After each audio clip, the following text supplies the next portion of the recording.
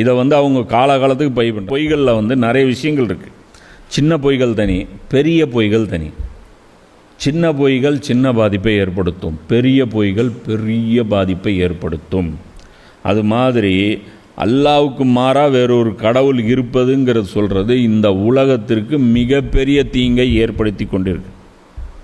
இது வந்து சாதாரண விஷயம் கிடையாது. மக்கள் சுரண்டப்படுவதும், பொருளாதாரம் ஒரு பக்கம் குவிந்து, ஒரு பக்கம் ஏழை நசுக்கப்பட்டு நாசமாக போகிறான், ஒரு பக்கம் பணக்காரன் கூத்தடிச்சிட்டு நாசமாக போகிறான்.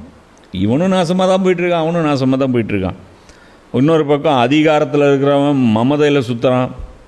இது எல்லாத்துக்கும் பேசிக் காரணம் ஒத்த பொய், அந்த ஒரு பொய் தான். அதனால தான் லா இலாஹா இல்லல்லா முஹம்மது ரசூலுல்லாஹ்லேருந்து தான் நீங்கள் சரி பண்ணணும், தௌஹீதிலிருந்து தான் நீங்கள் சரி பண்ணணும்.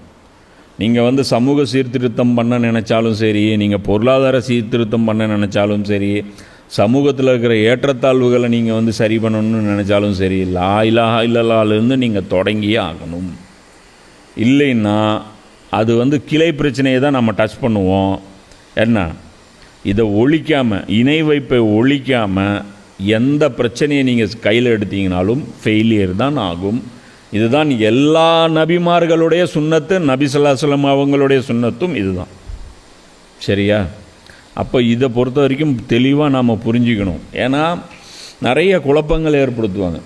நீங்கள் வந்து இதுக்கு போராடலாமே, அதுக்கு போராடலாமே, இங்கே இருக்கலாமே, அவங்களோட சேரலாமே, இதிலோட சேரலாமே, குறைந்த பெனிஃபிட் நம்ம பண்ணலாமே, கம்மியான தீமையை தேர்வு பண்ணலாமே, ஏன் இந்த இதில் போகலாம் இல்லை, ஏன் அப்படின்னா நம்முடைய அசல் நோக்கத்திலிருந்து அதை நம்மளை டைவர்ட் பண்ணி விட்டுரும்.